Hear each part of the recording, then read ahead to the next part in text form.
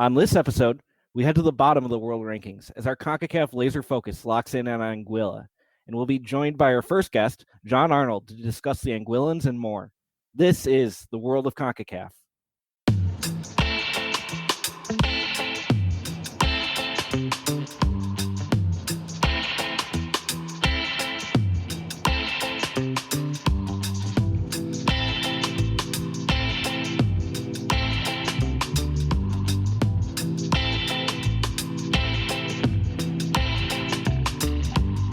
Welcome to the World of CONCACAF podcast. I'm Eric Schmitz. I'm Donald Wine. And I'm Jonathan Slape. And before we dive in, I do want to say a quick shout out to my brother Jeffrey Slape for putting together the theme song and the other music for us. You can find him on Instagram at J_Slape and then on Spotify at Jeffrey Slape. Yeah, thank you for doing that. The vibe is very important to this podcast. So between the music, and I have to shout out my dear friend Leah Voigt for the logos and word marks. The look and the sound of this podcast is just as important as the content. So good vibes all around. They made us look professional out the gate. I don't know how they did that or what we did to deserve it, but we really appreciate it. Perception is reality. So yeah, definitely. Yeah. Most definitely. What are you guys drinking tonight? Drinking a little Cuba Libre with a little Plantation 5-year. So it was St. Patrick's Day, and because of that, the Guinness Brewery is up the road from me in Baltimore. I didn't go up there to get this beer, but I went to the store where they distribute and got some Guinness Blonde, which is only made in Maryland, and of course some Guinness Draft Stout, and created a black and tan. You out there can't see this, but Eric and Jonathan can. It's not really black or tan, but it is delicious. As long as it tastes good. I'm still going back to our Barbados episode, some Mount Gay rum and, there you go. And 7-Up. So sticking to what I know, we've got a lot to get to this podcast, so we're going to go right into the CONCACAF News Wire. Jonathan, why don't you lead us off? Yeah, so we're going to start off CONCACAF News Wire talking about Costa Rica and Keylor Navas. A recent lawsuit defamation claim. Basically, the gist of it is that Keylor Navas has been accused, along with 2 other players, of losing games on purpose in order to get the coach fired, which is just, I mean, I wouldn't say is peak CONCACAF, like, you know, accusations and things around throwing games to get a coach fired, of getting Pinto fired, is pink CONCACAF. I know there's still some ongoing litigation. I know the trial started yesterday, so we don't really have a ton of information, but that's really the big piece of CONCACAF news. I just question who's deciding to put into a contract saying that the contract could be rescinded if he loses 3 games in a row. Like, which side is looking at that? So that might be the most CONCACAF. That might be the most CONCACAF thing of this whole process, right? Like, they have a clause in his contract saying lose 3 in a row, and the fact is that the players and everyone else knew about it. So it's one thing if I might have some, you know, in my contract, I might have some secret little provision that only when it happens I go, hey, by the way, this already happened, so I get my money. They were outright like, yo, if he loses 3 in a row, we have to fire him. And everyone knew about it. So, of course, someone would be like, I hate this guy. Let's get him out of here. All we got to do is lose 3 times. So, who leaked that? Was that a situation of, like, you know, the player found out from someone within the federation? It's like, yo, I know you guys hate this dude, but, like, so just go, like, lose 3 games and he's gone. Or like, what was that situation? It was probably like, hey, I'm not asking you to throw games. I'm not telling you to throw games. I'm just saying that if he happened to lose 3 in a row, he might happen to have a clause in his contract that fires him. And they took it from there. Or if the situation's like, I know he's already lost 2, but, you know, I've heard some things, and if he loses tonight, he's done. How desperate was he to get this job and get this deal done that he would accept something like that? Like, you have to understand, like, if you're Costa Rica, you're expecting to win a lot of games, but you know you're not winning every game. There's losses coming. This is some entry-level free non-paid internship type of contract. Yeah, someone copied that contract from somewhere. From ZocDoc or whatever it is. Rocket Lawyer. Yeah. Just unbelievable. CONCACAF. Donald, I think we need to move on. Yeah, so there's better news, at least if you're an American fan. It was kind of shocking, but very welcome this week as Yunus Musa announced that he had committed to the United States. He was the captain for England's youth national teams and was also eligible to play for Italy and Ghana, but he is now part of the American core. He's 18 years old, one of 13 Americans that have had 2 caps before he turned 18, a great get, dynamic midfielder, and it had everyone excited. I know all 3 of us as American fans were excited. You cannot spell Musa without USA, and now it's official. He's gang now. So congrats to Yunus Musa. Congrats to everybody with the men's national team. We got a winner, guys. I mean, for me, the big takeaway from this is that bullying works.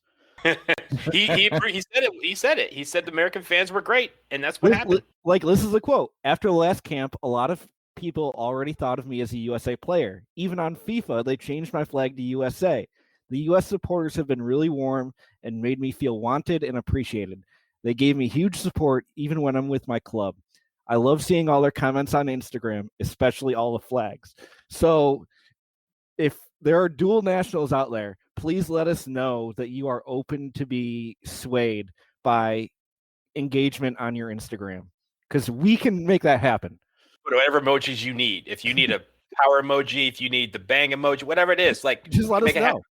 Just let us know. I think the next person we got to go after is Florin Balogun, who was on Yunus's Instagram, who's also a dual national, I think an English American dual national. Given the handshake, so I mean, I think he may be our next target. Yeah, and everyone already jumped on that, replying to that reply. Just flag. Like, I threw some flags on there, whatever gets it done. I'm trying to win the World Cup here. We don't make the rules; we just enforce them. Yeah, and I think I took especially, felt good about the fact that like it was only a few days earlier that like English media was like, oh, we feel very confident that he's going to choose England over the United States. Like we don't doubt that he's going to play for England. And then like 4 days later, he was like, yo, what's up? Yeah. No, I want to say that article came out on the 2nd, and the U.S. soccer, the article that I saw about Musa committing to the U.S. said he had a conversation with U.S. soccer on the 4th. So it was like 2 days where it's like England says, oh, no, we're confident he's coming our way. He's like, yeah, I don't think so, guys. But speaking of dual nationals, Jonathan, not so good news. Well, what do you think? I mean, I think with Mikel Antonio that we touched on the last podcast, the chance of him coming on and playing for Jamaica, but I think that him officially making that official is good news. And then the other dual national piece relating to both Mexico and the U.S. is Efrain Alvarez accepting a call up to Mexico. The interesting thing I think about the Alvarez thing is that Greg Berhalter came out and said, I encourage this. Like, we want him to go over there. Yeah, I was on the press conference when he said that, and he basically said, I told him to go to Mexico, not because I don't want him here, but because I want him to kind of get that experience. He had mentioned that in December he had been called in and he had gotten the experience with the American national team. And then he said, I want him to be educated and be well-rounded on what his decision is. And he can only do that by knowing what that environment is like, so he can compare and do whatever he needs to do to make a decision. I guess having the swagger to say, hey, you know what? Go hang out with them. See if you come back. Like, it is a flex. That's a big flex, and it's a big step because, like, American soccer, obviously, we've got somewhat of an inferiority complex. Like, oh, no, everyone's going to choose the other country. They don't want to play for us because everyone thinks we're assholes. But this is like, sure, go hang out with them. Look, DMX said proudly, give a dog a bone, leave a dog alone, let a dog roam, and he'll find his way home. That is what he's doing. They say, hey, I go to Mexico, see if you like it over there, and then you could come back over here and play for us. What a flex. Yeah. Man is hot right now. Greg is getting it done. We'll trust him on that. The defining thing so far of Greg's tenure as a national team coach is a lot of it has to do with the fact that we haven't played any games of merit. Excuse me, we did win our CONCACAF Nations League group. Yeah, I mean, I actually totally forgot that he was the coach at CONCACAF Nations League. It has been so long since we've had meaningful like soccer that it has just slipped my mind. But I think a lot of it, how he's been able to get dual nationals in, searching high and low, and making them when they come into camp, they're obviously buying into to the project that he's selling them. All right, moving away from dual nationals, Donald, what's going on in Canada? Canada is in kind of a controversial pickle right now, at least amongst Canadian fans. They had their Canadian championship and it was supposed to be this weekend, but Canada postponed the championship, which was supposed to take place between Toronto FC of Major League Soccer and Forge FC of the Canadian Premier League. It was supposed to be where those two teams played. They had already played the tournament to get to that final, and the winner was going to qualify for the 2021 CONCACAF Champions League, which begins in just a few weeks. But the reason why it was postponed was, one, Forge FC had expressed concerns over the fact that Canada had not, or at least their local health officials, had not granted them permission to begin training yet. We're 3 days away from the game. They're like, hey, we don't have a way to train. Also, on top of that, Toronto was training because they were able to, but they also got a bunch of COVID and they had to stop practicing because of a massive outbreak amongst their team. I believe it's the second one that they've had in recent months. So the two teams said, hey, you can't practice, we can't practice. And they got together with the federation and they made an agreement to postpone the championship and that Toronto FC would take the Champions League spot. That is the controversial part. A lot of people don't like that decision, namely, of course, Toronto FC's rivals, especially Club de Foot in Montreal. But it seems like they just set it up so that TFC would move through. So Forge FC fans are also very upset about this development. So theoretically, it's not canceled. The match is supposed to take place at this point. But at right now, I wouldn't be surprised if they just eventually cancel it and just move on with the 2021 version of the Canadian Championship Tournament. I mean, it really does suck for Forge FC. And it sucks for the Canadian Premier League in general, because like getting a team into a competition like that is a huge step for your league. And this is their only way to do it. Yeah. It's the only way they can do it, and to just kind of get assigned. I take that back. They can do CONCACAF League and make their way in that way, but it's still it's the same team. So like Forge FC was in the CONCACAF League. They lost that. So they're like, we can't make Champions League. So now we got to go and try and play in the Canadian Championship and see if we can make it that way. So they really, it's hard for them to do it. And I think for these leagues that are 1A, getting into CONCACAF Champions League is a must for them to kind of get that money and help their teams kind of stay afloat. This was a way for Forge FC to do it. And it's tragic that they don't get that opportunity.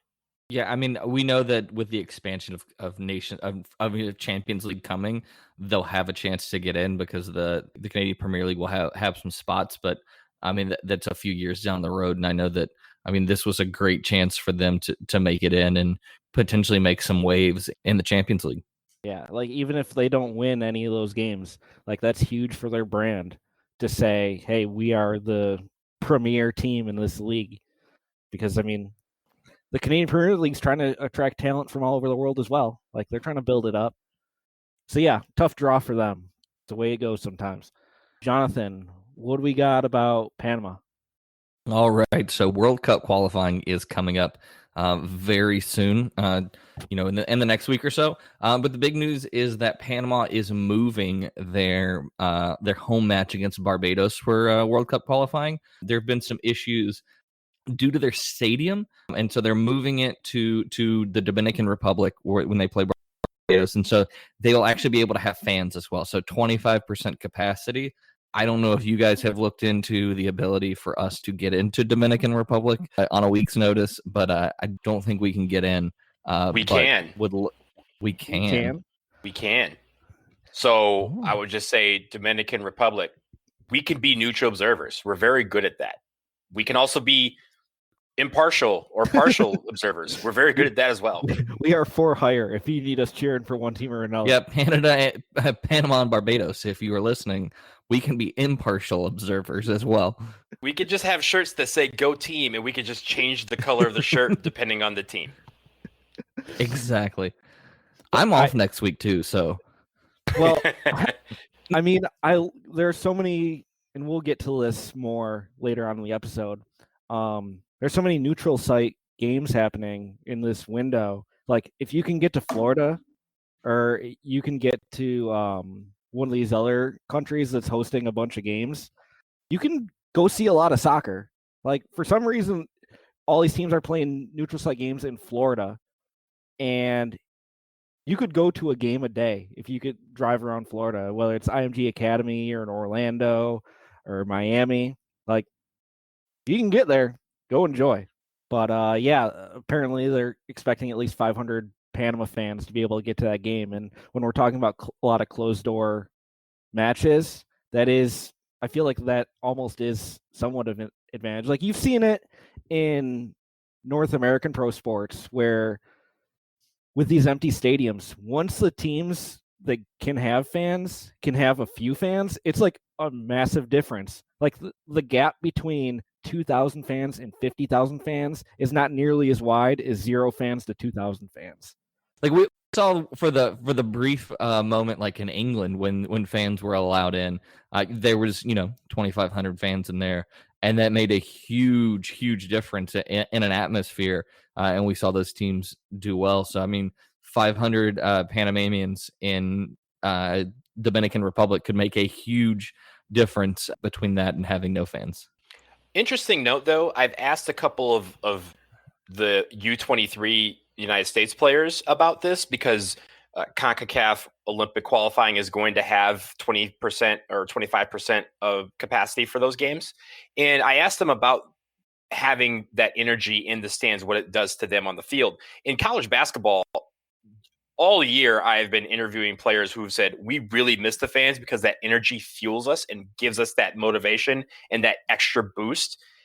In the soccer field, they don't really say that. They kind of say, like, yeah, it's cool to have them there and it gives an atmosphere, but for us, it doesn't change anything and it doesn't change our energy on the field. And I think that's interesting to note that it may provide, I feel like the fan atmosphere is for the fans. It's not necessarily to boost the players on the field. Now, if it's a full house, I think that's a different question. But having, like you said, 0 fans to 2,500 fans, whatever, where you can see them and just kind of pick them out and kind of count them from the bench if you're sitting down, like that, it doesn't really move the needle for them. And it just kind of says they have to adjust their approach a little bit, especially given COVID, where a lot of them haven't played in front of fans yet. Yeah. It's almost like a minor league baseball thing where it's like, if someone in the stands decides to pick one guy to harass, he's hearing you the whole game. He's going to hear it. Yeah, he's going to hear everything you say. It's going to be like it's going to be like Randy Quaid in Major League 2 when he's just yelling at Rick Vaughn the entire movie. I think I loathe you. All right, we're going to take a quick break. Coming up next, our CONCACAF Laser Focus on Anguilla. We'll be right back.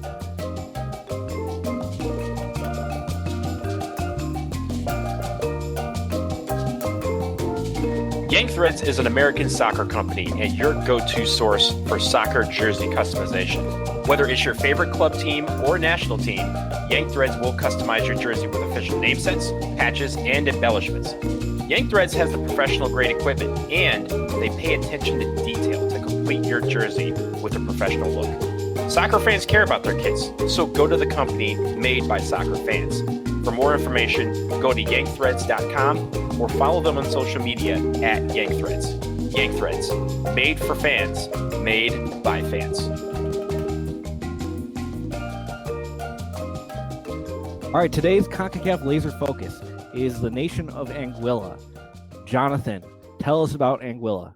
So Anguilla they're a British overseas territory. So they're located in the Lesser Antilles. They're a little bit east of Puerto Rico. So if you find Puerto Rico in the Caribbean and then just go a little bit to the east and you'll find Anguilla. They have a population of about 15,000 and its capital and largest city is the Valley, which I think is just a fantastic name for a city. Like, where are you from? I'm from the Valley. Like, oh, like what? No, I'm from the Valley, which I just think is a super cool thing. So we've got one valley. you got one valley. I mean, it's not a huge area. But Anguilla was first settled by indigenous Amerindian peoples who migrated up from South America. One of the things I found fascinating is there's artifacts on the island that date back to around 1300 BC. And the remains of settlements on the island go back to 600 AD. So while it is a newer territory and was a nation at one point, the culture of Anguilla goes back thousands of years.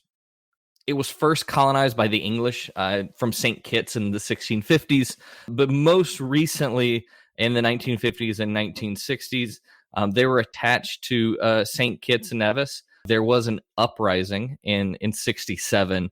The Anguillans ejected the St. Kitts police force from the island and declared themselves their own nation. And if you have a chance, the original flag and crest of the nation of Anguilla, which was a short-lived nation, is fantastic.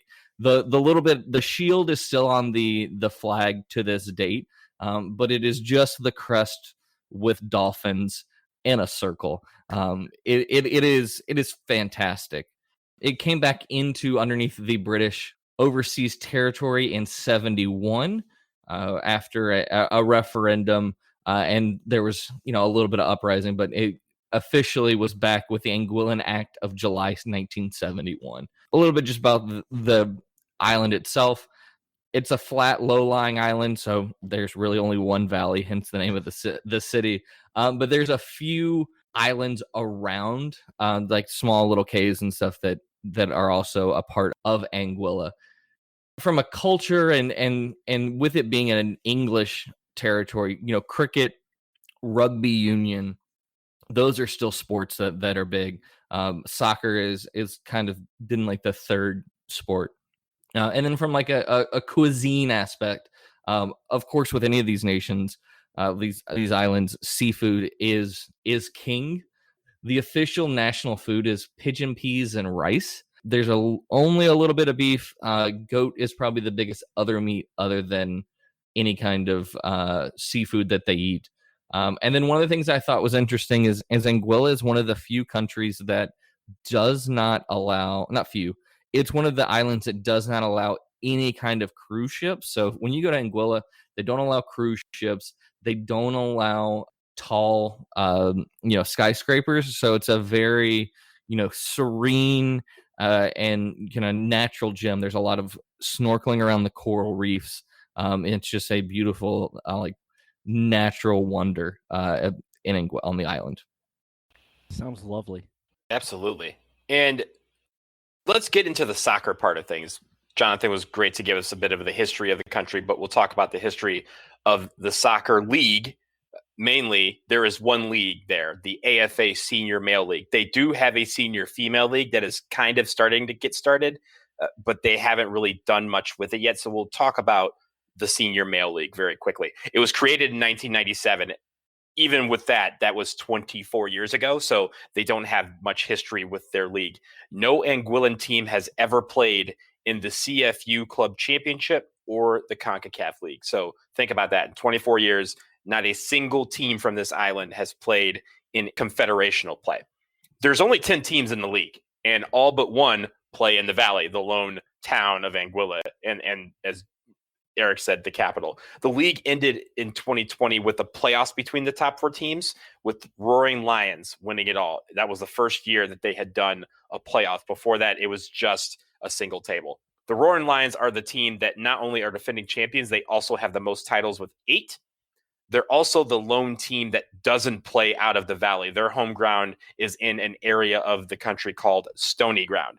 Now, Jonathan mentioned the Republic of Anguilla's flag and even the coat of arms. That coat of arms is special, and it has undoubtedly led to the best crest in CONCACAF. Again, 3 orange dolphins forming a circle, same as the coat of arms on their flag. So Anguilla, I'm telling you, each of us won a jersey. I don't know how you get it to us. I really don't care. Home or away, it doesn't matter. Home or away, if it has the dolphins in it in a circle, you could give us whatever number you want. It does not matter. Let's make that happen. No number. No number. Deal with no number. In a number. The number can be a dolphin. It can be a 4th dolphin. If that is not, if that's something that is like out of bounds, I apologize, but we need the Dolphins, man. We need those with us. So, Anguillan Football Association, I need you to send us all some jerseys. Just figure out how to get it. We'll DM you our address, everything. Hit us up on WhatsApp. Exactly. We all have WhatsApp. We can make it happen. So, segueing from that, I'll talk briefly about the women's national team and its history. Now, they don't have a lot of history. I keep saying this because Anguilla has really gotten into soccer in the last 20 years. For women's national team, they began in 2003. And despite that year playing in 4 matches, none of them were FIFA recognized. They only played 2 FIFA recognized matches the following year in 2004. To date, guys, do you have a guess as to how many games the women's national team has played? I'm going to say 25. You said 2004 they started? Yep. 2003, and the first FIFA recognized match was 2004. It's got to be at least 15. 10. They have only played 10 matches in their history. The last one came in 2018 when they attempted to qualify for the Women's World Cup. It clearly didn't go well. Their record over their history, 3 wins, 1 draw, 6 defeats. Let me tell you about this. They haven't even done well enough to be ranked. They've never been ranked, which is crazy. They are a FIFA recognized nation, but they are not ranked because they have not played enough games to get enough points to be ranked. Their best match was a 2-0 victory over Grenada back in March 2010. Their worst defeat, a 10-0 stomping at the hands of Puerto Rico during World Cup qualifying back in 2018. So Anguilla's women's national team is one of these teams that will benefit from the creation of the CONCACAF Women's Nations League, which starts in 2023. This tournament is geared to get these teams just like this that barely play the chance to have more games on a regular basis. So that will help them as they try to put more resources into the game. Question. Are there other nations that don't have that their women's team or even their men's team, probably not men's team, that don't have enough matches to be ranked? Are they the only unranked team? No, they're not. For the women's game, I'm not sure how many, but I don't believe the rankings go down to 211 like it does for the men, or 210, whatever it is. I want to say it only goes to the 140s. So there's a lot of countries, especially even in CONCACAF, we will get to other countries that are in that same situation. And there's some nations that just don't have them. It's not even that they're ranked; they don't even have a women's team. No. So it's very recent, and those you out there will see. A lot of times we'll talk about the men's history, and it's dating back to the early 1900s, and then we'll talk about the women's history, and it's very recent. And there is unfortunately a reason behind that. It's because they did not really invest into the women's game until much late. Yeah, a lot of room for improvement. Speaking of a lot of room for improvement, let's talk about the Anguilla men's national team. I want to take you to the February 2021 FIFA rankings. If you pull that up and you scroll down to the bottom of the list, at 205, you'll see Eritrea. At 206, you'll see Sri Lanka, formerly Ceylon. At 207, you'll see the U.S. Virgin Islands. At 208, the British Virgin Islands. And just above 210, San Marino, is Anguilla at 209. Anguilla has not had a lot of success with their men's national team. Their first international match was a 1-0 loss to the British Virgin Islands back in 1985. They had, like we've seen with the women's team, but not to the same extent, they just haven't played a lot of games. From the records I was able to find, we're looking at about 80 games played over the course of 30 years. Well, actually, we're closer to 35 years. Their biggest win, one of their few wins, a 4-1 win over Montserrat, which probably would qualify as their best win back in 2001. The countries that they've been able to beat the most, British Virgin Islands, they've beat 3 times. St. Martin, they've beat twice. They've got a couple of wins against some other countries. But in the records I could find, of 81 games played, we're looking at 7 wins, 5 draws, and 69 losses. Nice. Not so not nice. That's not so nice. Not nice for them. Nice for the teams they get to play. Question. Did you find in your looking at the Anguillan national team, do they have a big rivalry with St. Kitts? I mean, just because looking at my history, there was a lot of, I would say, animosity, I think is the best word to put it, between them and St. Kitts. And I would like to think that it is a rivalry match, and I would love to be invited too. The records I have indicate that they've played 3 times, with St. Kitts and Nevis taking all 3 matches. Nothing here about fierce rivalries between supporters groups or anything of that nature. Throwing conch shells at each other. I mean, things get wild down in those islands. But yeah, so Anguilla's had a rough go. They've never qualified for a World Cup, never qualified for a Gold Cup, never even qualified for a Caribbean Cup. Like, they don't get a lot of high-end action. Actually, in Nations League, the 2019-2020 Nations League, they were in League C, Group C. They were stuck with Guatemala and Puerto Rico. Their 4 games, they went 0-4. 0 wins, 0 draws, 4 losses. Their goal differential was -19. They got whooped.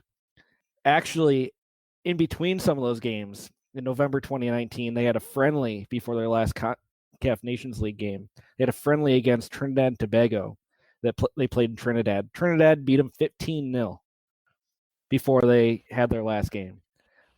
They played Puerto Rico a couple days later. Again, this was November 2019. They have not played a game since. So it's been a long, long stretch. And now they've got World Cup qualifying coming up. Historically, they have struggled in World Cup qualifying. If you go back to the last cycle, the first round they were drawn against Nicaragua. Away in the first leg, they lost 5-0. At home in the second leg, they lost 3-0.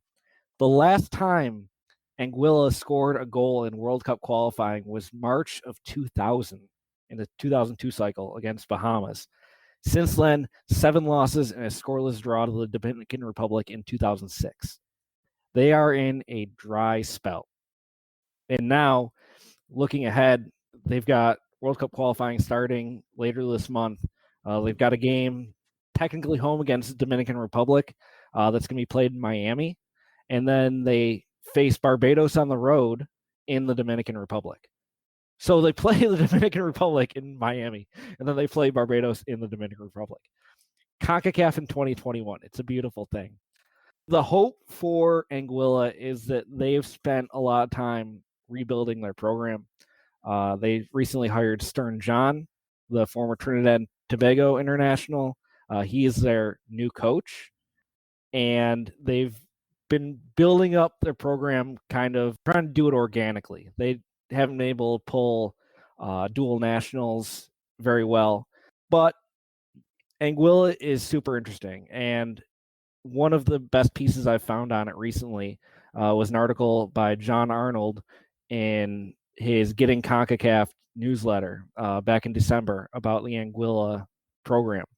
So, on that note, we're going to talk to Jon Arnold about Anguilla, talk about CONCACAF in general, and talk about World Cup qualifying. So we'll be right back with Jon Arnold.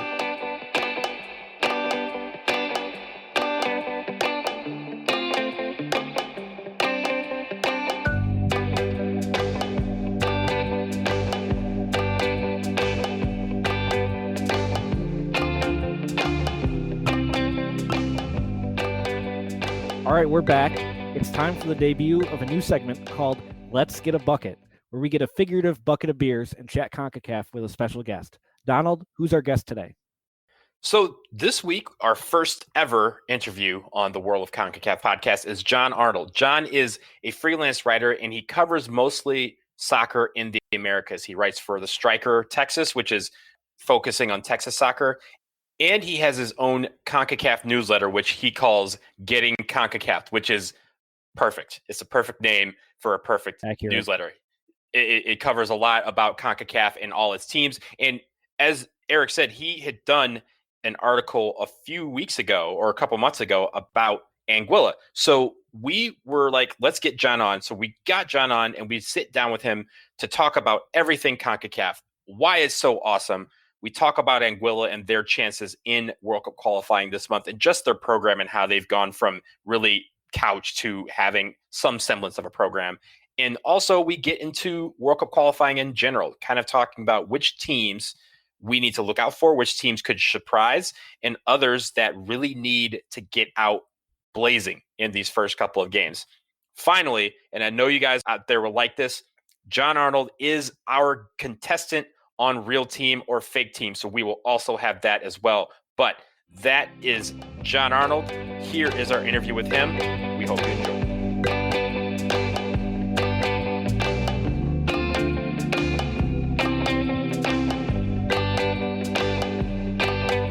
All right, joining us, our first guest on the world of CONCACAF from the Getting CONCACAF newsletter, highly recommended reading. Please welcome Jon Arnold. Jon, how are you doing today? I'm good. It's good to be here, guys. I'm glad we can bring our CONCACAF, our obscure CONCACAF publications together. Together we are stronger. So it's good to be here. just merging the power today. Let's just start out with what's so great about CONCACAF? Yeah, I definitely think, we could also spend an equal amount of time on what's bad or what's wrong. But, CONCACAF to me has always appealed, first of all, because it's ours. This is, I'm American. I lived in Mexico, and my Mexican friends, it's like, yeah, like maybe you want to break away from CONCACAF, but it's ours. This is our thing. And we can grow this and we can make this better. I think that's a lot of fun. But the other thing is that I think that there's no other region that kind of smashes as much things together as this one. Asia has their East-West, even their Champions League is broken down like that. And there are enormous cultural differences between like a Bahrain and Australia, right? But, you look at the challenges this region faces and it's like, okay, let's take a Turks and Caicos Islands or Antigua and Barbuda. And it's like, oh, the issue there is that cricket is too popular. Most Central American countries, it's like, the issue is like finances and like real life stuff and politics gets in the way. And then you have like Mexico and the US and Canada. And it's like, what's the issue there? And it's like, well, we're kind of on a different level and we're trying to do different things and trying to break up. So I just think like that there's beauty in that sort of that roux, I guess, that sauce of kind of everything coming together and mixing. And when you see a US versus Panama, you just have so many different things at play in that specific matchup that I've just drawn out of a hat. Basically, you have like colonialism as also a factor. And so like all these different things, I'm not saying that doesn't happen in other parts of the world. I'm not saying that doesn't happen in UEFA, but I just think like there's so many things that get blended together in such a fascinating way that so few people are talking about that to me, it just excites me. And that's why I love being able to tell those stories. So on that note, right, like I think we all are kind of in it for the same reason. It's quirky, it's wild at some points, it's just on the borderline ridiculous at others. If there was a moment, where was that moment where you were watching a game and you're like, oh my God, I love this so much? Like, was there a CONCACAF moment for you that basically got you saying, I'm all in? Yeah, I was already starting to do quote unquote coverage of CONCACAF when the last day of the 2014 World Cup cycle happened, the qualification, and that just pushes it over the edge, right? It's just like, this is unbelievable. And what this means, Panama and Mexico and like the different feelings that these countries have after the games go the way that they do, Mexico commentators going crazy, thanking Graham Zusi and God in that order. It's just like that for me was a moment where I was just like, oh, this matters a lot to a lot of people. And even though like I'm saying like, and I think it's very easy for people to say like, oh, CONCACAF, who cares or whatever. And it's like, yeah, but like even in Panama where it's like, like baseball first, maybe the despair after being so close and then the joy that came 4 years later, that's something that is real and that's like worth talking about and worth trying to encapsulate and worth sharing with a larger audience. So for me as a journalist, but also just as a nut, that night was just the pinnacle. Now, in talking about those moments, one of the focus of this episode is Anguilla, and you wrote a piece back in December about Anguilla's national team, the worst team in the world. Tell us more about Anguilla and their story? Yeah, absolutely. I called it the worst team in the world's plan to get rid of that label.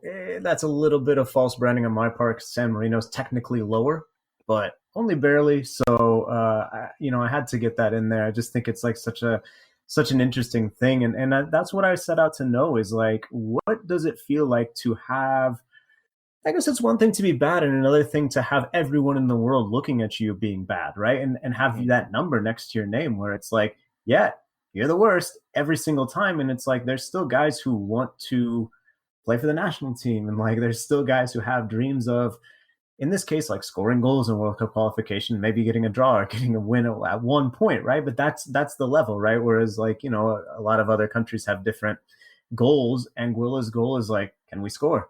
And then can we get a draw? And then can we get a win, right? And so I just thought it was going to be interesting. And it was interesting to dig into that perspective.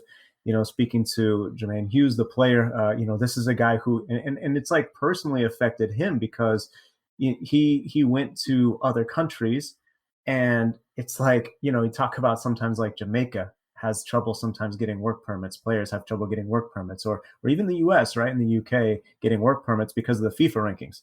Well, imagine if you're the second worst ranked FIFA team in the country, no one's going to give you a work permit based on your, quote unquote skill, because they look at the ranking, the number next to your country's name, and they're like, nah, you're not good, man.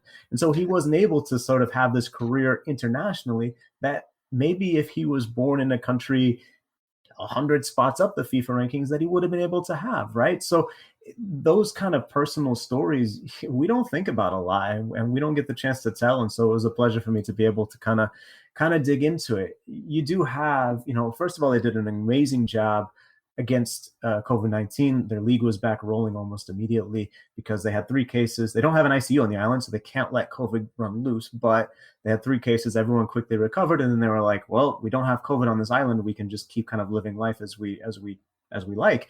And they did, and they had the league going. And so like that could help them get a little bit of an edge on some of the other teams in the Caribbean. But more likely, it's just this long-term vision that they're adopting. They're saying we need to start developing players at the school level.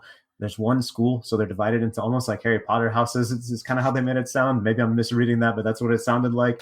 So they've kind of got the little, I think it's 4, maybe 6, and they're called like purple or orange or whatever. So like they're just based on color. And so they're that system is trying to get going, and they're trying to figure out how to do coaching and all these other things. So that growth and that sort of willingness to accept that, yeah, we're bad right now. We're probably going to be bad for a minute, but then in a decade, maybe we'll be able to be good. I think that's another, like, it's a smart strategy. It's a bit of a risk because maybe it doesn't work and you're still bad, but they truly have nowhere to go but up, again, with the caveat that they could go down exactly one spot. So it was good to talk to those guys and talk to, and look, the access is pretty good too. I was able to talk to the federation president, which, typically when you call up a country and you're just like, hey, can I talk to the federation president? And they're like, who the heck are you? But Anguilla was like, yeah, let me get you his number, that kind of thing. So it was good to talk to those people and those leaders and hear about their strategy, because you need one. You need a good strategy. And the other kind of the crazy thing is that they're like, we can also get better right now. And so they hired Stern John to be their national team coach. So the coach he replaced is the FA president's cousin, but they were like both very clear that like, hey, there's no drama here, like we're all good, everything's cool, and like we both kind of welcomed this and talked about this and wanted to do this because now the former coach Nigel Connor, he's like, I can actually get a coaching education from someone who played in England and played abroad and like has been a coach for a team, a club in the Trinidad and Tobago League, but also an assistant, I believe, for the national team and some of the youth setups. So someone who maybe doesn't have a stacked coaching resume, but we all know his name from what he did from his playing career. And just simply that experience, I think, will be enormous for a country that really doesn't have any of that to fall back on. Now, did you get a sense that from Stern John that he sees this as a long-term project, or is this kind of a stepping stone for him? Yeah, I didn't get to talk to him for that piece. I've since heard him in a couple different other interviews. I don't know. I can't really tell, but I think like even the fact that we're asking that question, and I think it's, Eric, a totally good question to ask, like shows progress in the region, because for so long in the Caribbean, it was, okay, you play you lose, and then 4 years later you play and you lose again, and that was it. Now with the advent of the Nations League, with other tournaments that CONCACAF is sort of facilitating, with the expansion of the Gold Cup, you're seeing teams sort of say there's no option but to create some sort of project or to hire a Stern Jon. And if he leaves after 2 games, that's fine. We'll like get what we can from him and maybe find someone similar, right? So I think that just the simple fact that Anguilla is hiring a guy like Stern Jon, that Stern Jon is taking a job like Anguilla, and that it definitely feels like it could be more than a 4-game appointment, is progress. It's not remarkable, but it is progress. Yeah, so looking at Anguilla specifically, what do you think success for them looks like in World Cup qualifying? Honestly, I think not getting rocked is a success. They've had 1 draw in 4 cycles. So, I mean, if they could get a draw this time, it would be big. I don't like their chances against the Dominican Republic. Barbados and Dominica, yeah, maybe you could see something coming out of those games. So, if they get a draw, I think it's a success. Even if they score a fair amount of goals, it'd be a success. They haven't scored a goal in qualification since the 2002 cycle, if I'm not mistaken. So, yep. Look, like it truly is at that level where it's just like, if you score, it is better than you've ever been in recent memory, right? So, yeah, it's not a high bar. It's not a high bar, but at the same time, it would mean a lot to them if they were able to clear it. And I think that's the kind of thing you build on, right? Even, in the U.S., it would be absurd to say, we scored a goal in qualification. Let's build on that. Let's remember that moment. Let's put it on Twitter as like a highlight. But that's how it will be if Anguilla is able to score, and certainly if they're able to get a result. Again, I think it's not happening, I don't think, against the Dominican Republic. It's definitely not happening against Panama in June. But the other 2 games, it's like, yeah, maybe you could see it. Yeah, not a lot has happened over the last year as far as international soccer goes, as far as competition. But even going back to Nations League, Anguilla, they didn't win, they didn't get any games, but like, how important do you think having those games is to a country like Anguilla? No, it's huge. It's huge. And I just think it gives you something to prepare for as well, right? Because just simply having the competition and knowing that you're going to have those games is such a big impact. It's such a critical thing, that just the fact that you're having these games that are happening regularly, right? So I think it's enormous for a lot of countries, not just Anguilla. Anguilla got kind of hosed because they got stuck in the same group as Guatemala. And Guatemala is not a League C team, right? I think they're right there on the border between A and B, but they were in C. They got stuck in there because of the FIFA suspension. Their federation was suspended, and then they got reactivated after everything was already drawn. And it was kind of like, well, where are we going to put these guys? They're in Group C or League C because they haven't played. So it was Anguilla, Puerto Rico, and Guatemala just rocked. I mean, I think there were some 10-0s in there. And I think maybe that Guatemala didn't even allow a goal the entire time, and they ended up going through very easily, getting promoted. Like Puerto Rico is also in a different stage of building than Anguilla, but they're similarly trying to build something long-term now with Dave Saracen, but with like a core of a lot of USL Championship guys, actually. So that's another fascinating story in CONCACAF, again, that we probably don't talk about enough. But yeah, I mean, I think like just the simple fact that you have games that you know are going to happen, that you know you need to prepare for, it's really significant, because how are you supposed to, I mean, look, like we talk about ages in soccer, right? And we say, okay, like you're in your development stage until you're 21, 22, you're maybe improving from 22 to 25, you're in your prime from 26 to 30, and then you go, right? Well, if I'm the player for Anguilla and I play my first World Cup qualifier at age 20, and the next game I play, I'm 24, and the next game I play, I'm 28, like my life cycle is 4 games, right? And there are guys who, like in the CONCACAF region, who I would consider like kind of great CONCACAF players who did really impressive things in the English Championship, or sometimes even in like the Premier League or leagues on the continent in Europe, or had great MLS careers, and they ended their national team career with like 6 caps. And it's like, well, how the hell did that happen? But it's because this organization wasn't there, and the federations weren't willing to say, nah, come across the Atlantic and play. And there's also very little in it for the guys if they come across and play and it's not a good experience, and things aren't organized, and the facilities are bad, and the other players aren't excited, So those are the things that are changing, that Nations League is helping to facilitate, because now guys are like, yeah, I'm going to come across, I'm going to play these games, and I know that next year I'm going to do it again, and next year I'm going to do it again, and next year I'm going to do it again. So I think the Nations League is absolutely massive for development and growth in the region. So, John, I want to shift gears. I think all of that kind of ties into the next competition that we have, at least on the senior international level, and that's World Cup qualifying later this month. What do you for the viewers out there? I know they are trying to bubble up. They have teams that are, not playing true home games. Some are just playing in neutral sites. What should we expect from this qualifying, especially given how World Cup qualifying is traditionally played in front of packed fans, home stadiums? You have home field advantages, and that's really not prevalent, or at least present, for a lot of teams this month.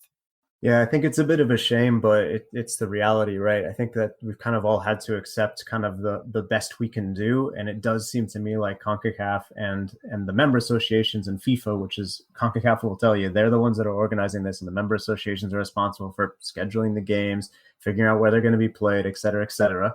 I think it's a lot of people doing the best that they can right now. It sucks, right? There's really no other way to say it, that you won't see, even like even Anguilla, right? It's like no one's able to go see the Anguilla games, even though there's no COVID on the island. People can't go in there and risk, a huge team delegation traveling there and risking the spread of a virus, right? So I think it's a bad situation. Things seem to be getting better in a lot of places, and I do have optimism and hope that by the final round we'll be able to have some of the scenes that we're used to seeing. Scenes like we had in 2018, scenes like we had in 2014, or at least those cycles rather. But yeah, you're looking at sort of quasi bubbles. The Dominican Republic strangely became sort of number one destination. Curacao number two. I don't really know how this stuff kind of got organized. I mean, part of it is simply not being on the UK's red list. CONCACAF got pretty fortunate there, because if more countries were on that list, I think they would have had to ask FIFA for an extension, basically, to do the games at a different time, like they're doing in South America. But since it's only Panama and any of the technically South America geographically, your Guianas, your Surinams, I think they're going to be able to pull off most of the games successfully. And I think teams are mostly going to send their squads as good as they can. You're going to have absences. Trinidad and Tobago realized supposedly today that their European-based players are not going to be able to get into the Puerto Rico game because it's the U.S. and President Biden put in the 14-day wait for a lot of people. It's a question mark as if Canada will have Jonathan David, because Ligue 1 is starting to say that they're not going to release players. It's a question if Canada will have Alphonso Davies. Guyana has a lot of guys. They're on the red list. They're not playing in Guyana. They're not playing at home, but they have a lot of guys who I think either declined or they're leaving out, partly because of travel reasons. Partly it seems like because of age, in the case of one, which Neil Dan. So, no, I mean, it's just everyone gets affected, right? Everyone gets hit. I guess it's not fair, because some teams are going to get hit harder, but I do think it's the best that they can do. For a long time, I was thinking, these games were scheduled for October. And at that time, it was like, what the heck are you doing? They delayed it, which I think was smart and savvy. And now it's like, yeah, I wish it could be delayed farther, but FIFA already is kind of doing as much as it's willing to do, it seems. So, as someone who loves CONCACAF and wishes we could see these full stadiums, and wishes we could see teams playing in front of their fans, and wishes we could see, the best roster that Trinidad and Tobago has to offer against Puerto Rico, right? I think they're doing the best with what they have, trying to keep everyone as safe as possible, and all we can really do. And look, I'll criticize CONCACAF when they deserve it, right? But no one asked for this. No one asked for COVID-19. No one wants to be trying to figure out these protocols. No one wants to be in these situations, but it's the reality we live in. I think they're doing the best they can, and all we can do is keep encouraging vaccination, keep crossing fingers that things get better all throughout the region before the next time we meet, the next time we have those international dates. It just seems like, just like FIFA, right? There's 211 FIFA associations. There's 211 different protocols, sometimes more, because if you think about the United States, there's really 60 different protocols because some states have their own different ones. So I get that it's difficult. And I think you shed a lot of light on how that's difficult for all of these different teams trying to get in their players from all around the world. I think that makes a lot of sense. Yeah, I was going to say, do you feel like this almost levels the playing field, playing these neutral site games, having a lot of these top teams that would have guys playing overseas not getting to use them? Are we going to see surprises this month? Yeah, it's possible. I think it's been really hard to predict kind of COVID's effect on sports. Sometimes I've thought, oh, this team is going to, like, I'm doing my bracket right now, right? And like Virginia is getting into the bubble very late. And it's like, oh yeah, they'll definitely lose. They're going to get upset for sure. And then you're like, I don't know, maybe not. Like maybe they're going to be better and like be excited or whatever. So you've seen like some weird blowout results that you wouldn't typically see, but I think we'll have blowouts for sure because it's the first round of CONCACAF qualification and some teams are a bit overmatched. Again, the way to keep that from happening is continuing to encourage Nations League participation, continuing to encourage long-term planning, etc. But I think the teams that are typically strongest will still be able to flex that muscle. Look, even if Canada doesn't have Davies and David, you're still looking at a team that's really good and that should be able to see off Bermuda, right? Bermuda's good. Bermuda showed a really, really strong face at the last Gold Cup. They're improving. They're getting better. But ultimately, I guess the thing is, if you want to be in the next round of World Cup qualification, you should be able to get there, even if it means doing it with one or two key absences or even more, right? So maybe it levels the playing field, Eric, but I think your favorites should still be the strong favorites and your underdogs should still kind of be the underdogs. And I think that will probably, it's not going to be chalk, it never is, but I think that it might have less of an effect than we're expecting. A lot of these teams aren't going to have, fans or they're going to be reduced capacity. Have you gotten a sense of, with the announcement of the Paramount Plus deal for television, how that's going to, maybe help and affect these teams at the financial level? I'm not sure what the terms of that deal look like. And it's, remember that basically every federation sets its own TV situation. So you could see some of that trickle down, I guess, in the US for sure. And maybe CONCACAF is able to do more in the future in terms of development in some of these countries. But it is worth keeping an eye on because you look at some of the corruption that's happened in the past. A lot of that is around TV rights packages and media rights packages. So I'm not sure that one will do too much as far as some of the smaller countries. There are some like kind of pan-Caribbean networks that I think are looking strong from what I can understand, at least from very much the outside. And that could kind of help kind of push development. And look, I think another key to that, like how do you get more people to watch it on TV? How do you make the media rights more valuable? Make the product better. So, I mean, a lot of the answers really comes back to just get the soccer better. And some of these imports help that too, right? Like if you can recruit 5 guys that Jamaica, has eligible for them and they're going to come across and they're going to play that are maybe based in the Premier League or the Championship, like those guys will be interesting. Those guys will be exciting. They'll make the team better. And then you probably have a better product that a media rights company is willing to pay more for legitimately. So I think that's where the TV rights maybe come in. So for these games that are coming up, are there teams or one or two teams that you're like, hey, they need to get out to a great start, otherwise they're in big trouble? Is there a team that like has to get out on the start? I mean, there's obviously Canada and a couple of the favorites that want to get out to a good start, but is there a team that you're like, hey, they have a chance, but to do so, they have to come out the gate swinging? Yeah, for me, the biggest one is Trinidad and Tobago because, they're expected to be in the next round, I think, like from history, from seeding, etc. But their preparation seems like it's a bit of a mess, and they come right out of the gate against the team that I think might be able to jump them, Guyana. They play them first. It's, it was not able to play in Trinidad and Tobago, so it's in the Dominican Republic now. I really think, and if you look at like the recent form, I'm not talking about the U.S. friendly. That to me, I kind of put that aside. But like, look at their games before that. Anguilla is basically the only team that, and we've talked plenty about Anguilla. We know their story. They're basically the only team that they've beaten in the last like 2 years. I mean, it's really, really rough when you look at their recent results. And now there are these accusations, or there's an investigation into accusations that the coach potentially got into a physical skirmish with the PR guy. Ah, man, that just doesn't sound like the right that doesn't sound like the right environment to me to have preparation for your biggest game in 4 years, right? So I think Trinidad and Tobago is one that absolutely has to get off to a quick start, because if they don't, they're going to be in big, big trouble. The other one is Guatemala, because I do think they're a talented team, but Curacao is the favorite in that group. Cuba, calling in for the first time players based outside of Cuba, is going to be a stronger team than they've been in the past. So I think that Guatemala is one where they also need to come firing out of the blocks, because they want to challenge Curacao. They want to win that group and consider themselves a team that should make the octagonal. They've been playing a lot of friendlies. They played Nicaragua like on a random Tuesday the other day. But yeah, I think those are the two, especially kind of bigger teams that I would circle, because they do have expectation around them. Some of the smaller teams, if they lose, again, they got Nations League coming. They'll keep building their projects. Fans are not going to be upset. But Guatemala and Trinidad and Tobago, I look at them, I think, y'all might lose this round, and that's going to be trouble. Yeah. Well, big games for a lot of countries coming up this month.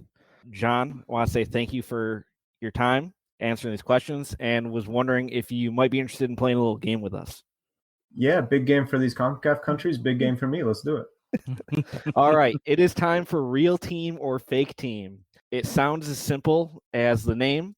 What we're going to do is Jonathan and Donald are going to be presenting these teams. They'll put out a team name that sounds like it could be made up, like Real Salt Lake, or it could be it could be made up. It could be real. You don't know. You have to guess. So we'll lead this off. Jonathan, why don't you go first? Salsa Ballers FC. That's real. That is correct. It's a real team. Unreal.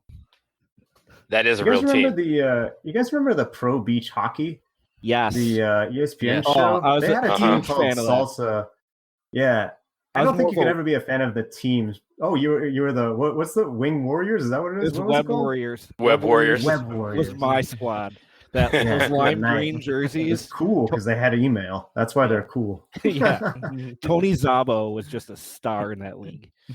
I got to be honest, man. I wasn't expecting someone on this podcast to have more pro beach hockey knowledge than me, but I got to commend you. I got to commend you on that one. All right, I'm ready for that. Anyway, Salsa Ballers, it sounds like they could have played in that league, but I'm ready. I'm ready for the next one. All right, here we go. The next team we have is the Valley Boys. Boys spelled with a Z. Valley Boys with a Z. I'm going to say that's also a real team in St. Vincent and the Grenadines. No, that is a fake team. This is the Valley is the capital, if you will, of Anguilla. Sure. And so I just took that and made up a name out of that. Yeah, that's a good one. Especially the specificity of the Z. I was like, well, if it's got the Z, it's got to be the shit. That's how we get you. But yeah, all of these teams theoretically play in Anguilla. So Dolphin Warriors. I think that one is a fake team. That is correct. It is a fake team. If you could put a laser on a dolphin, then maybe you could use that laser to play soccer, and then they would be pretty unstoppable. Speaking of dolphins, though, Anguilla's Federation rebrand, absolute best crest in CONCACAF by far. Yeah, it's great. The president told me they're redesigning now. I was like, no, don't, because they have the number with the 3 dolphins circling around it on the kit. And he's like, oh no, the dolphins aren't going anywhere, man. I was like, okay, cool. Just save the dolphins. Just save the dolphins. Yeah. All right, the next one is simply Diamond FC. I think that's a fake team as well.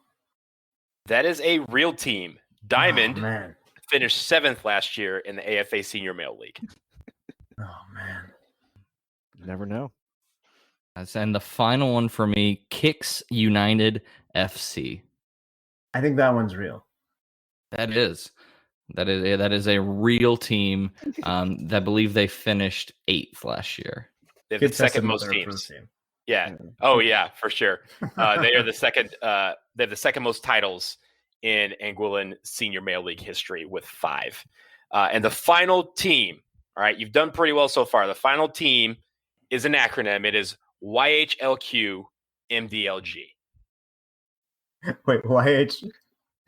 LQ. Oh, I thought this was a Bad Bunny joke. I thought this was because his last album or his 2 albums ago was YH.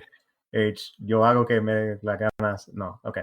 I'm gonna say fake team. That is a fake team, and you were dead right. That is the Bad Bunny album. Yo hago lo que me la dana. Yo hago que me de la ganas. No, but you said it in a way that I thought it wasn't that exact series of letters, but yes. But you were absolutely correct. I just recited the album name, so that is a fake team. Although Bad Bunny is very real and very awesome. Yes, I don't love tagging. Like when you interview an athlete or whatever, like, as a journalist, it like feels a little weird to then tag the athlete to be like, hey, retweet me. But you do want them to, because you need that exposure, right? Like this whole game is a clicks game, right? And like the sad reality is we need clicks, right? So I did tag Bad Bunny on the Puerto Rico men's national team newsletter that I did. I'm still waiting on that retweet. I don't know. I didn't have my fingers crossed. I'll be honest with you. I knew he wasn't going to retweet it, but I was like, there's an off chance. That would have been massive signal boost. If Bad Bunny is listening to this, please retweet his article on Puerto Rico and this podcast. We both appreciate it. Yeah, we'll both take that. We would love the engagement for the brand. So it looks like, recapping, how many did he get, Jonathan? Did he get 3 or 4? 4? He got 4. He got 4 of 6. 4 or 6. So you are tied with myself and Jonathan. Everyone has gotten 4. So I think that's basically the going rate around these parts. It's the high score and the low score. Correct. You've done great. So I think the pressure's on me next time whenever I get to play. So yeah, text me, guys. I'll give you some good fake ones or real ones. You don't know. God, we might hold you to that. Pulling in a ringer to come up with fake team names. we gotta stump Eric. We gotta stump him. So yeah, that's how it works. We'll see. But John, thank you so much. We've taken enough of your time, but we really appreciate you joining us and spinning yarn about the greatest confederation in world soccer. Where can everybody find your work other than just the CONCACAF newsletter?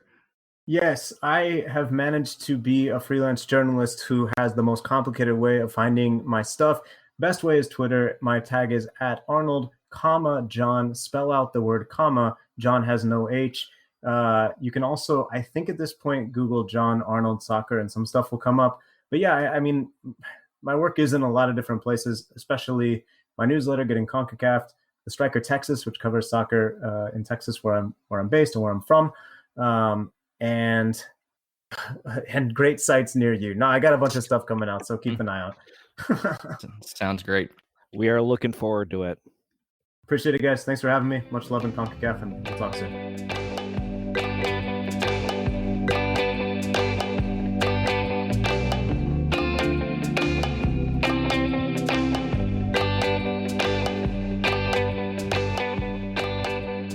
All right, that was great.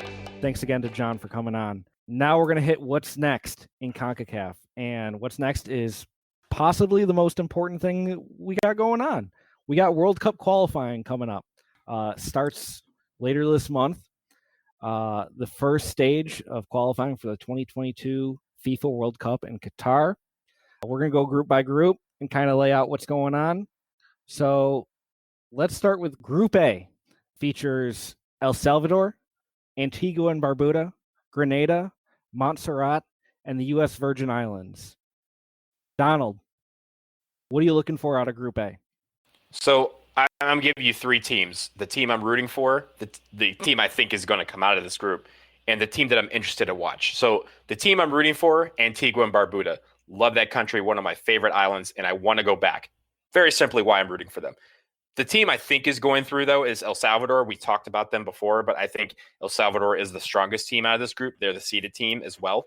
And the team that I'm interested in and very intrigued is Montserrat. Why? Because, again, I want to go visit Montserrat. To get to Montserrat for us, you have to go through Antigua and Barbuda. So I hate that both of them can't make it so that we can't just island hop from there. But I think Montserrat is a team that almost got to League A in Nations League. They had a stretch where they were trying to do something.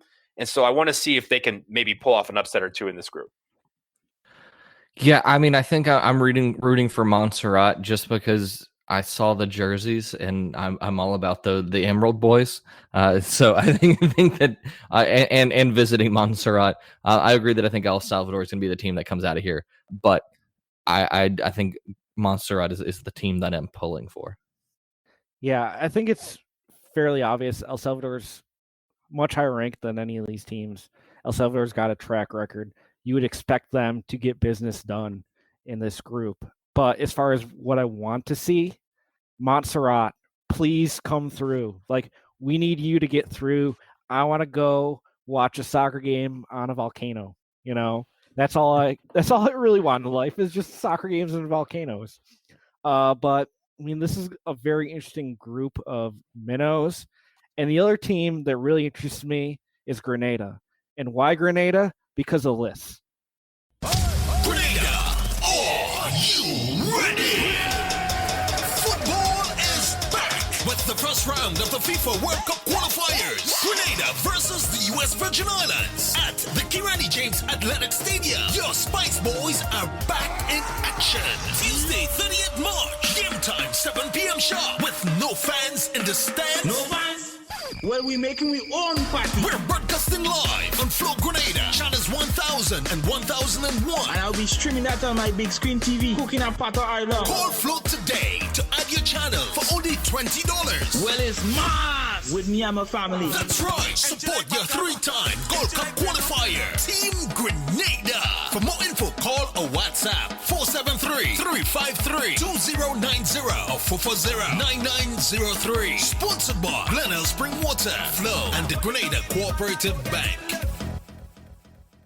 And that is an ad for the Grenada match against the U.S. Virgin Islands. And if I could distill everything I love about CONCACAF into like a bottle to drink, it would be that ad. Into like that I would could you call it Spice Boys? Spice Boys run. Like, just distill that. Let me sit on a veranda near a beach and enjoy that at sunset. Like, that ad is phenomenal. Let me tell you, that is the most CONCACAF thing about ads, is that they all sound like that. I have been in country in Antigua and Barbuda and also St. Vincent and the Grenadines, as you were, yeah. Erica, shout out Vincy Heat. They have the exact same ads. It is always like some dude that is trying to advertise for a Monster Jam, like Sunday, Sunday, Sunday. But it has steel drums and reggae music or soca music behind it, and it gets you fired up. I mean, I listened to the Antigua one. It was like, get out there early, man. It's going to be great. And like, I was hyped about watching them play until I realized, wait, I'm not supposed to be hyped about them. We're playing them, so I can't be too hyped about them. But it is that type of flavor and that type of energy that we love. You almost get nervous that they are too hype because they get that. We don't have that in the United States. We don't have that kind of flavor. Yeah, we're just like, hey, game's on Thursday. Come watch. And we have to create the energy. Them, no, they are hyped before they even get to the game. A lot of hype. All right, so that is Group A. Group B, we've got Canada, Suriname, Bermuda, Cayman Islands, and Aruba. Jonathan, who do you think's coming out of this group? I mean, I think the pretty obvious one here is, I think this may be the most clear-cut, is Canada. I mean, they're the clear-cut favorite in this, and I think if they did not get out of this group, I mean, I think it would be seen as a failure for them. And they're a national team that is. You have guys like Jonathan David, Alphonso Davies. You've seen them bring in a lot of newer and young players that they have with a lot of upside, and so I think that they are definitely the clear-cut favorite. Suriname is definitely one to keep an eye on. We've seen, recently with them trying to, identify, much like the U.S. has and other nations, dual nationals, with them calling in several dual nationals. I mean, so I think they may prove to be the toughest test there. I would like to see our small neighbor from the north make it, but if our small neighbor from the north does not make it, Cayman Islands, here we go. Yeah, the only way that Canada doesn't make it out of this group is if Alphonso Davies and Jonathan David and those type of guys that are coming from Europe are like banned from all island play and don't show up for World Cup qualifiers. That's really the only chance that all these other teams have of catching an upset. But if the Caymans could do it, Eric and I have been to that field in, on the Glorious. 6 inches of water that was on it. It's a glorious country. Send me back right now. Aruba is. I know you said Suriname, Jonathan, but Aruba is also a team that I think is very intriguing because they've had the opportunity to grab some of these dual nationals. They just haven't been as successful yet as Suriname or Curacao, but they do have that opportunity to pull a couple of them. So it'll be interesting to see if they do. Yeah. I know one thing we talk about a lot on this podcast, and really the basis for this podcast, is island qualifiers and the opportunity to travel and see these games. If you were a Canadian soccer fan, you looked at this group and thought you hit the lottery. You're like, I don't even want to qualify for the World Cup because this group is just as good. And if you're Canada, you are getting hosed because their 2 games this month, home, quote unquote, to Bermuda, they can't play in Canada because Trudeau's still got the place locked down for good reason. Away to the Cayman Islands, also not happening in the Cayman Islands because Cayman's closed. So both those games are happening in Florida. So the reason why they're doing that is not necessarily because of the Caymans, it's because of Canada.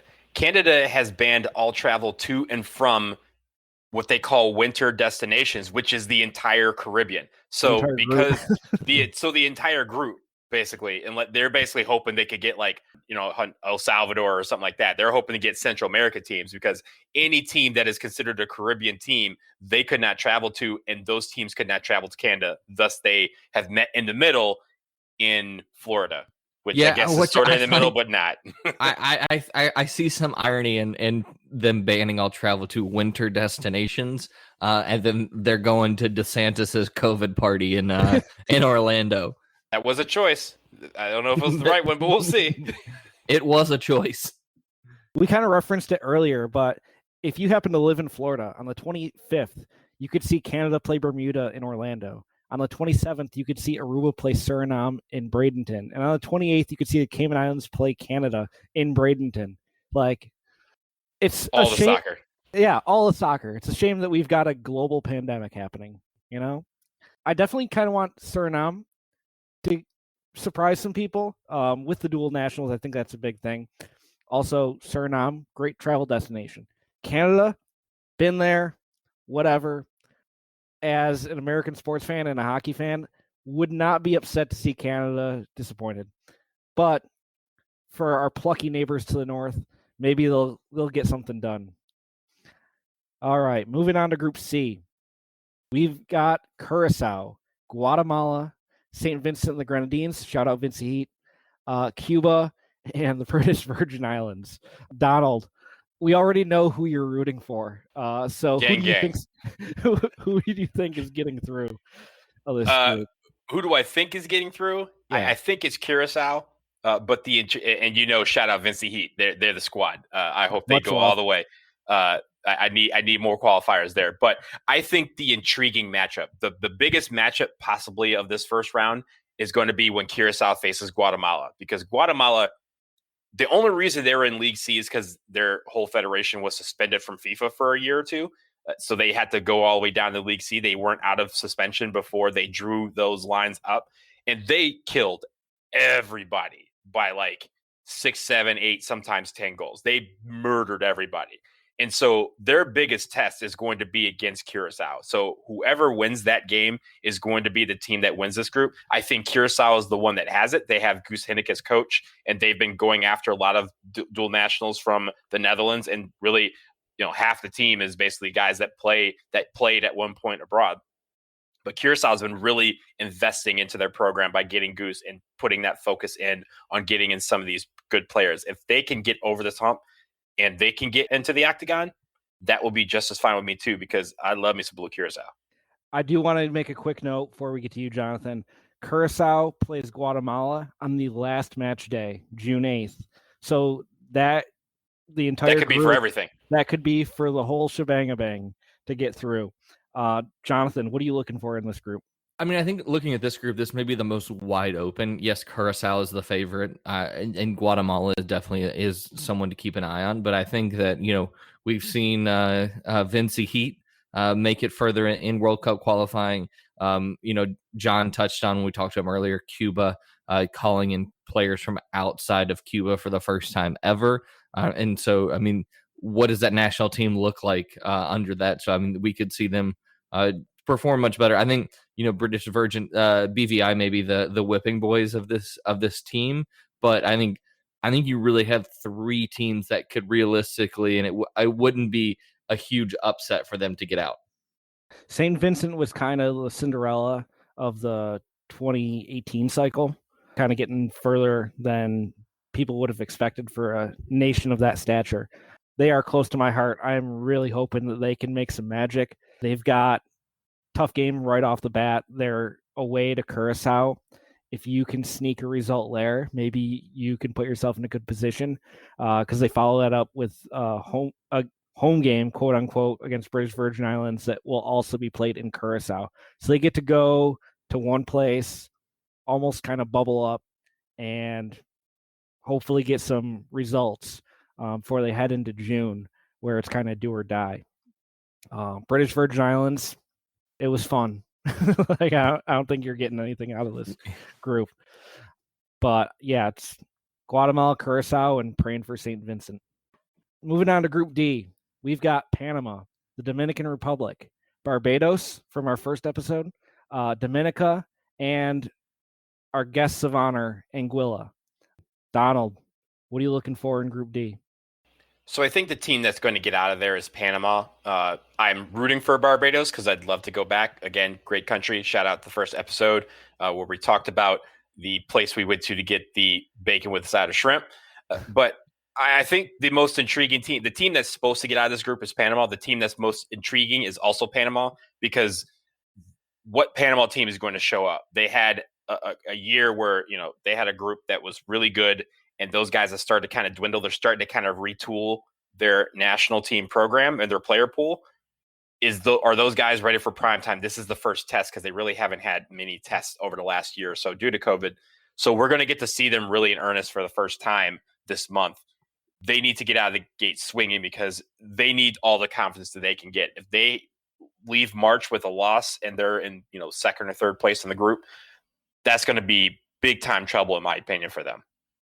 Yeah, I think that Panama's in a similar place that Costa Rica is, as well, as far as, they had that core group that has kind of started to age out, and they're trying to, I think Costa Rica is a little bit ahead in that process of, integrating some of their other players. But I think that Panama should go through. The team that I'm rooting for is Dominica. I have Eric and I played on a soccer team with a friend that actually played for the youth teams in Dominica. So I'm always going to pull for them. You would assume Panama is going to get business done here. They made the last World Cup. You would think they should be able to get out of a group with knowing that you're getting 3 points off one of the worst teams in the world. You're getting 3 points off Dominica. You're getting 3 points off Barbados. Like there's no reason they shouldn't be walking out of this group without 12 points and moving on to the next round. Dominican Republic's interesting just because they've got a lot of fresh faces, and they're playing these other teams that are not necessarily good teams. Like, they can get results. So, and the other thing, and they can get goals. Yeah, goal differential is going to be a big deal. Goal differential is going to be a big deal.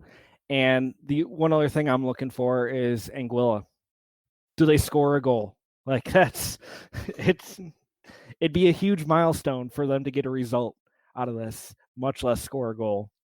So I'm kind of pulling for them since we're so familiar with them at this point. So that wraps up Group D. Group E, we got Haiti, Nicaragua, Belize, St. Lucia, and the Turks and Caicos Islands. Jonathan, it's got to be Haiti, right? Yeah, I mean, I think Haiti's the clear favorite here. Nicaragua is intriguing. They had some, fair results, and they had a few results in at the end of 2020, all three of them being draws against Panama, Guatemala, and Honduras. So, I mean, those teams are a little bit different. And they did play, actually, back in February, they lost 1-0 to Guatemala. I think that it's going to come down to them. It's going to come down to them and Haiti. And it's probably going to be a question of, I think what we talked about, goal difference, is it where they're going to be with, Belize, St. Lucia, and Turks and Caicos. It could come down to that the game against Haiti and Nicaragua to decide who goes through. Yeah, and again, that game, the last match day, so a lot of drama we're looking forward to in June. What do you think, Donald? Yeah, I think, Nicaragua is the intriguing matchup, or at least the intriguing team. If you recall, the U.S. actually played them back in 2017 in the Gold Cup. So they have some experience at getting to continental competition. And is this team ready to do that for the World Cup and get to that second round? Because again, once you get to that second round, anything can happen. It's a really, which team you're going to play, and you can figure out how to beat them in a two-legged series. But I do think Haiti are the kings of this group. St. Lucia would be great. Turks and Caicos would be great just from a visiting standpoint. But I think Haiti is the class of this group and should advance, I think. But I think, again, that Haiti-Nicaragua matchup is going to be the most anticipated one of this group. I'm a little disappointed you brought up that 2017 Gold Cup game against Nicaragua, simply because it was played in a terrible, terrible place. Oh yeah, you both were there. I avoided that game. This is a strictly anti-Cleveland podcast, so I would like you to respect that. Yeah, and if you're a listener in Cleveland, I'm not sorry. Yeah, if you're a listener in Cleveland, why are you still there? Anyways, yeah, Haiti, Nicaragua, that game in June. I could see them both going into that game with 9 points and being up for grabs. And yeah, goal differential. If that game ends up in a draw, if both teams are sitting at 10 points at the end of the day because they couldn't beat each other, then how badly did you beat up on the Turks? How badly did you beat up on St. Lucia? Like, it's going to make a difference. Would definitely love to see St. Lucia or Turks just because, trying to get passport stamps here. So that wraps up Group E. And finally, we've got Group F. Group F is headlined by Trinidad and Tobago with St. Kitts and Nevis, Guyana, Puerto Rico, and the Bahamas. Donald, Trinidad and Tobago, what do we think here? I think they're the team that is the best suited to get out of this group. Like John said, there's a lot of issues with them, and whether or not they have retooled their player pool to kind of move forward after the last 8 years where they had a couple of guys that have been around for forever. Do they get past this? I think they do. I think they're the ones that get out of this group. Interesting team, though, Puerto Rico, because of Dave Sarakin and the fact that he's really good at bringing a player pool and pulling it together, especially guys that haven't really played before. We saw that, a little bit with the U.S. national team back in 2018 when he was the interim coach. But I think he being their head coach presents an intriguing option and also makes you want to tune in and see what they can do. I will say St. Kitts and Nevis, a wonderful, beautiful country. They're not going to make it, but if they do, we are going on that train that goes around that island all day with drinks. It's great. If they do make it, I want Anguilla to make it as well, which would be just a wild ending. So we can see a showdown between Anguilla and St. Kitts and Nevis to make the octagon. But I think, Donald, you're right. I mean, Puerto Rico is the team that I noticed and penciled in as being a potential upset. And then, Guyana, we've seen them in continental competition as well. So you never know what's going to happen. I think Bahamas are probably the clear, bottom team in this group. They're the Bahamas are the punching bag here. So Trinidad, it's kind of on them to not lose here. Like, they should be getting through. They do have arguably, like, their games this month are arguably their two toughest. They play Guyana, which should have been their home game. That's going to be in the Dominican Republic. And then they go to Puerto Rico on 3 days rest to play PR. So if Trinidad doesn't take care of business in March, they could be in a really tough position come June. And the last thing you want to do is leave things to chance. So if you don't take care of business early, it could be sphincter tightening time. And the same thing with Puerto Rico is they open it up against St. Kitts and Nevis and in the Dominican Republic. If they win, get a draw against Trinidad and Tobago at home, I mean, they're sitting there on on 4 points and in a good position with only the Bahamas and Guyana to play. Yeah. So I would love to see, I mean, we look at each one of these groups and there's the one seeded team in each group, and you kind of assume that like there's a clear favorite in each group. I would love to see some surprises. And I would like to talk myself into thinking that there will be a surprise team, but I just don't know. I think there will be. And the reason why I say that is that every cycle, there is at least one surprise in the group. Now, it may be from the first to the second round. It may be from the second round to the final round, which was the Hex and now is the Octagon. But every single time, I mean, think about it. 4 years ago, that surprise team was Trinidad and Tobago. Before that, it was El Salvador. In 2016, one of the surprise teams in our group was Vinci Heat. There are teams that can always shock CONCACAF and get in further and punch way above their weight class. I expect one of those to happen. I'm not sure which team it will be, but we have to expect there's going to be some fireworks, particularly this month. Yeah, I want to say that if we do see some surprises, I want to make sure that those surprises also carry over from the second round into the Octagon. So because I want interesting places to go once this is all over. And yeah, once we don't have that travel. many. I think we only have one island qualifier as of right now. We need that to change. We need a few more. So islands, it's time for you to step up. Caribbean Football Union. Let's go. Let's go CFU. We need you guys to pull through for us for our passport, for the sake of our passports. So yeah, a lot of interesting games coming up. I hope everyone has their Paramount Plus subscriptions in place. I have not seen a schedule as to what's going to be televised or when.